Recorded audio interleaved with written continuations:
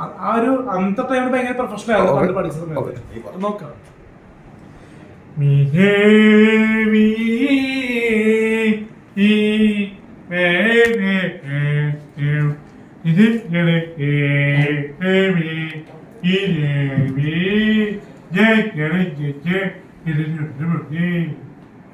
പാട്ടില്ലാതെ പാടിയേ പാട്ടും ലാസ്റ്റ് എന്റെ പൊന്നെ ഡയലോഗ് പറയാത്ത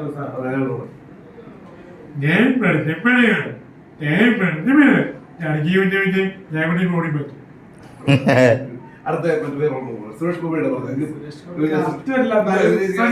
ഇഷ്ടപ്പെട്ടു.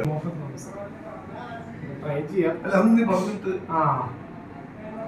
മോഹൻ തോമസിന്റെ ടൊമാറ്റോ 4 രൂപ ഞാൻ സ്ഥലത്ത് വന്നിട്ടിരിക്കുന്ന നിങ്ങൾ ഇപ്പോൾ കൊണ്ടല്ല.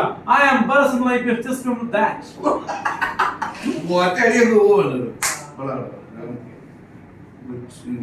ചെയ്യുന്നുണ്ടല്ലേ നമ്മുടെ കൂട്ടുകാരൻ അഭിലാഷാട്ടനോടല്ലോ പുള്ളിക്കാരൻ മിമിക്രി ചെയ്യാൻ കണ്ടിട്ടാണ് നമ്മൾ ഇതൊക്കെ ട്രൈ ചെയ്യാൻ നോക്കുന്നത്.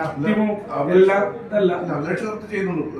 ഇല്ല നീ ചെയ്യുന്നുണ്ട്. കാരണം നിന്റെ മനസ്സിലുള്ള ആഗ്രഹങ്ങൾ ശ്രമമാണ്. നിന്റെ ശ്രമം അടിപൊളിയാണ്. ആൾക്കാർക്ക് ഇത് ചില മാന്മാരൊക്കെ വിളിച്ചു പറയാറുണ്ട്. ഇപ്പൊ ബിബിയേട്ടനൊക്കെ വിളിച്ചു പറയാറുണ്ട്. ചില സൗണ്ട് ഒക്കെ ആണല്ലേ. അപ്പൊ അങ്ങനെ പുതിയ പുതിയ ആർട്ടിസ്റ്റുകൾക്ക് വരാം ധൈര്യമായിട്ട് എന്നോട് വർക്ക് ചെയ്യാനുള്ള ധൈര്യം എന്ന് പറഞ്ഞാൽ അഭിലാഷാട്ടനില്ല. കാരണം പുള്ളി വഴി ഒരുപാട് പേര് കൊണ്ടുവരുന്നുണ്ട്. കാരണം എന്നെ വിളിച്ചിട്ട് കിട്ടാത്ത ആൾക്കാർ അഭിലാഷാട്ടനെ വിളിക്കണം. നിന്റെ സക്സസ് പറയട്ടെ. നീ സോഷ്യൽ മീഡിയയിൽ ഇങ്ങനെ വന്നു നിന്നിട്ട് ഇപ്പോൾ ഇത്രയും വാല്യൂ ഉള്ള മിമിക്രി ആർട്ടിസ്റ്റുകളുടെ കൂടെ അല്ലെങ്കിൽ സീരിയൽ ആർട്ടിസ്റ്റുകളുടെ കൂടെ ഇപ്പോൾ ഇരിക്കുന്ന ആൾ പോലും സീരിയൽ ആർട്ടിസ്റ്റ് നടനാണ്. ഇരിക്കാൻ പറ്റിയില്ലേ? ആ ഭാഗ്യം എവിടെ നിന്ന് കിട്ടിയെന്ന് അറിയാമോ? നിന്റെ സോഷ്യൽ മീഡിയയിൽ നിന്ന് കിട്ടിയ സാധനം. അപ്പോൾ അതിനെക്കുറിച്ച് എന്താ പറയാനുള്ളത്? സോഷ്യൽ മീഡിയയിൽ നിന്ന് ഈ മിനിസ്ക്രീനിൽ വരുമ്പോഴുള്ള സാധനം എന്ന് പറഞ്ഞു.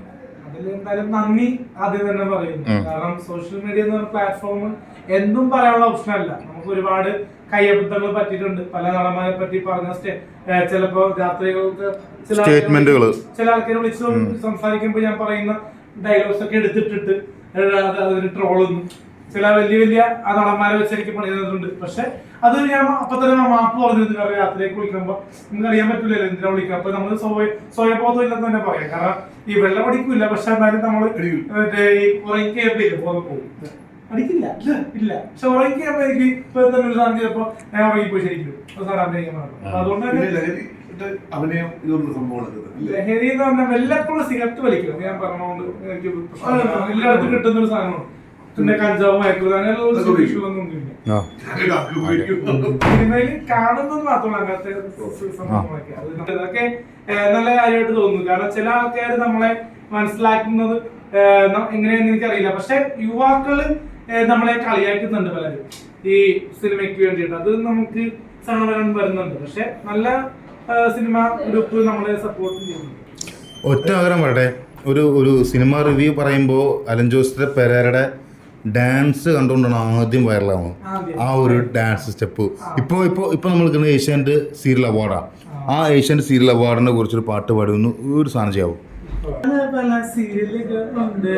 സതീഷേട്ടന്റെ സീരിയൽ ഹാപ്പി കപ്പിൾസ് ഗംഭീര സീരിയൽ തന്നെ അടിപൊളിയല്ലേ.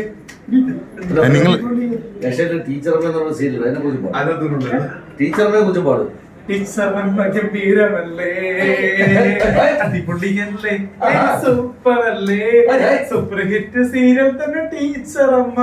മലയാളികളുടെ സ്വന്തം ടീച്ചറമ്മ. ഏഷ്യാനെറ്റിന്റെ സ്വന്തം സീരിയൽ തന്നെ. ഭയങ്കര സന്തോഷം കേട്ടോ. അപ്പൊ ഈ കലാകാരൻ നമ്മൾ പറഞ്ഞപ്പോ തന്നെ അവർ ആ സമയത്ത് പാടി. അതാണ് ഒരു കലാകാരന്റെ ഒരു അല്ല തമാശല്ല. ഒരാൾ നമ്മൾ പറയുമ്പോൾ നമ്മൾ വീഡിയോ എടുക്കാൻ വേണ്ടി പറയുമ്പോൾ അവന് ഒരു മടിയും കൂടാതെ വേണമെങ്കിൽ ഞാനാണെങ്കിൽ അന്നാ എനിക്ക് ഇപ്പൊ പറ്റത്തില്ലെന്ന് പറയും. പക്ഷെ ഒരു നല്ലൊരു കലാകാരനോട് സന്തോഷം പോലെ